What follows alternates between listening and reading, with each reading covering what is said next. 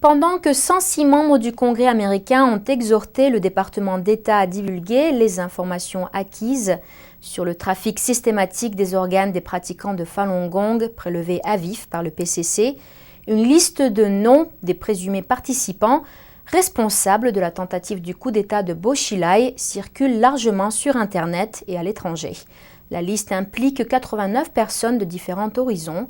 Comment le régime du PCC réagira-t-il sous des feux croisés? Voyons notre dossier interdit du jour.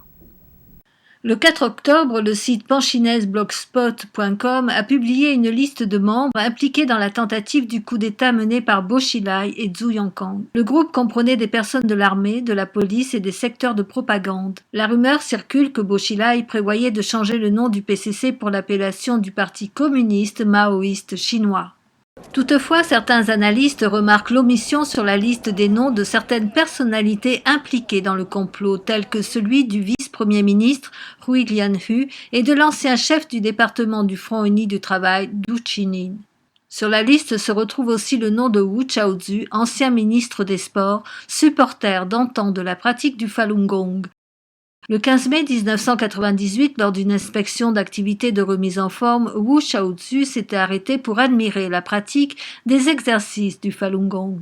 Ce soir-là, les nouvelles de la chaîne de CCTV du PCC couvraient la pratique du Falun Gong. Plus tard, après le lancement de la persécution contre le Falun Gong, les médias de Hong Kong répercutaient que Wu Chaozu avait été évincé suite à son soutien de la pratique. Alors, pourquoi plus tard ce revers de sentiment et devenir membre de la faction de la dette de sang qui domine la persécution? Vivre dans un environnement hautement politisé face à la possibilité d'être privé par le PCC des ressources sociales, tous ces fonctionnaires du PCC ont effectivement été forcés de travailler pour Jiang Zemin, sa clique et la faction de la dette de sang, en prenant part à la persécution du Falun Gong. À présent, ils ont la chance de se libérer en révélant au public tous les détails de la persécution. En 2009, la maison d'édition populaire sous le ministère de l'Éducation du PCC a publié l'anthologie Wu Chaozu. Le tome contenait plusieurs articles attaquant le Falun Gong rédigés en 1999, la même année que le lancement de la persécution contre le Falun Gong par Jiang Zemin.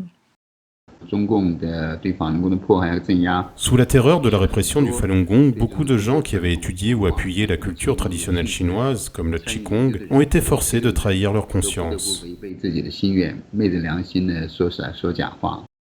La série des 9 commentaires sur le Parti communiste stipule « Un membre du parti doit rester dans la ligne du parti lorsqu'il s'exprime en public, quoi qu'il pense en privé ». Wu Chaozu, général de division, a occupé simultanément les postes de chef du parti et président de l'administration générale des sports. Il aurait été de la deuxième génération de révolutionnaires du PCC. Le 18 septembre de cette année, Wu Chaozu est décédé des suites d'une maladie à l'âge de 73 ans. Dossiers interdits NTD.